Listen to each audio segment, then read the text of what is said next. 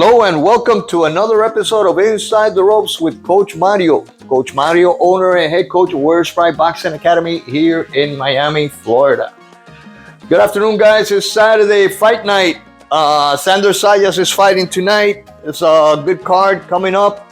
This is going to be a good test for Sander, and I hope he can come through. He's still young, 21 years old. He's got a lot of potential. He's way off from a title fight, in my opinion. I think he needs a couple more years, all right? 2 or 3 more years.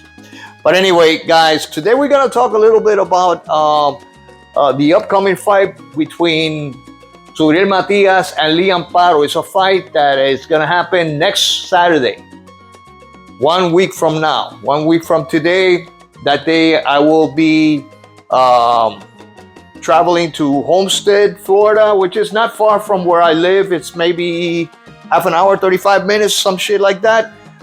We have 2 of my fighters that are actually going to be participating at a USA sanctioned event. So same day of the fight, but it's going to be early. It's going to be at 1 o'clock.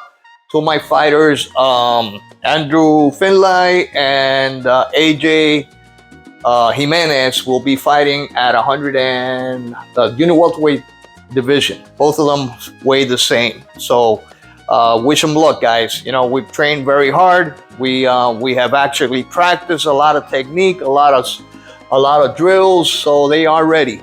Hopefully we'll come out victorious. But I wanted to talk a little bit about some of the comments that I've been listening regarding Subriel Matias and Liam Paro'S, and some of the things that have transpired in this last week. There's a little bit more buzz about the fight. I know Paulie Malignaggi, Chris Algieri, and also Timothy Bradley at Pro Box TV mentioned Subriel Matias, and Timothy Bradley acknowledged that he's the top dog, he's the boogeyman, el cuco de las 140 libras, Subriel Matias, el orgullo de Maternillo, all right? He is the boogeyman, he is el cuco. So what is the reason why he's not getting promoted more? And that's one of the things that Paulie Malignaggi was talking about, and I actually spoke about it last week. And some of you guys made some really good points, which I was not aware of. And I want to thank all those guys that all your comments, guys, because you know I'm here to find out stuff that I didn't know. Some of you guys might have some information I don't have. I'm always open to learn new stuff. So anything you guys like to share with me, I really, really appreciate it. And this is a channel where we can all talk about the sport of boxing. We can discuss different opinions and have different points of view. But I really appreciate your comments last week, where you said that I think it's his manager, Juan Orengo, I think is his name, if I'm not mistaken, or Pedro Orengo, something like that. Subriel Matias manager, Subriel Matias promoter is not promoting him correctly. That's what I understood from some of you guys saying that. And I don't know if those guys that mentioned this live in Puerto Rico and actually know, Subriel Matias promoter and Subriel Matias manager, because I think they both are in the same position to promote. A manager and a promoter have to work hand in hand in order to promote a fighter. And what is the reason? What is the reason that Subriel Matias has not achieved that stardom status? You know, he's knocked out everybody he's faced. He's won, all right? He's knocked out everybody he's faced. 100% knockout ratio, knockout to win ratio. He unfortunately had killed a guy in the ring. We all know that tragedy with Max Dadachev.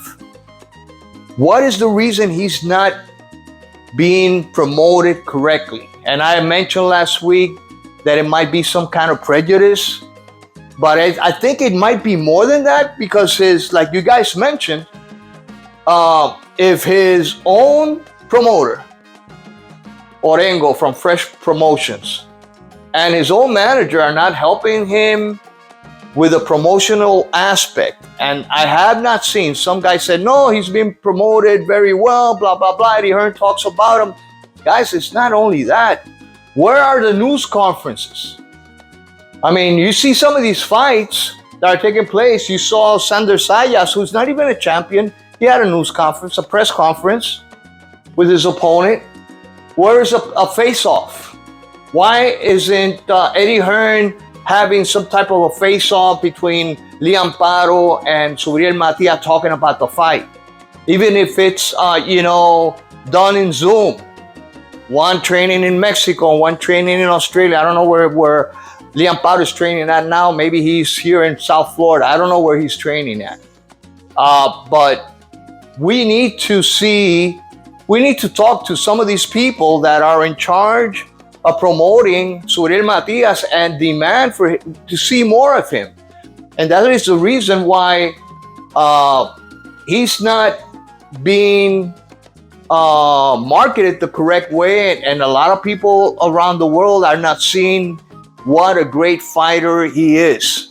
Hopefully, after this upcoming fight against Liam Paro, we'll be able to see some of the naysayers and some of the guys that have criticized Matias so much, about him being a one-dimensional fighter. They're changing their tune now.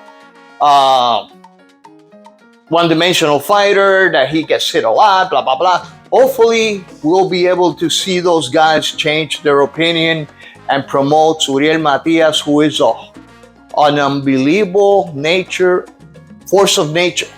A hell of a generational fighter, guys.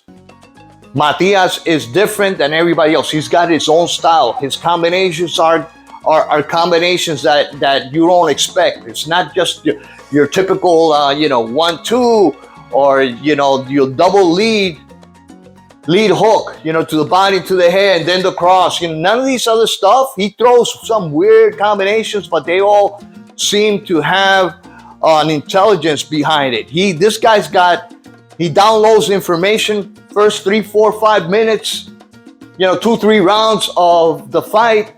And after that, he's able to adapt and overcome his opponents and break them down immediately. I mean, this guy is something else, guys. If you have never seen Subriel Matias, go watch his fights. Again, Subriel Matias versus Liam Paro next Saturday. My prediction, like I said, Liam Paro will not last 7 rounds. The reason why I say that, I have explained it many times. I'm going to go over it again real quick. It's going to be a short one today. Liam Paro does not have the power, number 1. Liam Paro cannot take the power of Subriel Matias, number 2. Number 3, Liam Paro is going to be forced to be fighting off his fat back foot all night. He cannot fight in the clinch against Subriel Matias. Subriel Matias will kill him in the clinch. Liam Paro has been knocked down several times in the past by minor opposition, by guys that sea-level type of opposition. I don't see Liam Paro surviving 7 rounds of a beating from Subriel Matias. He's got guts.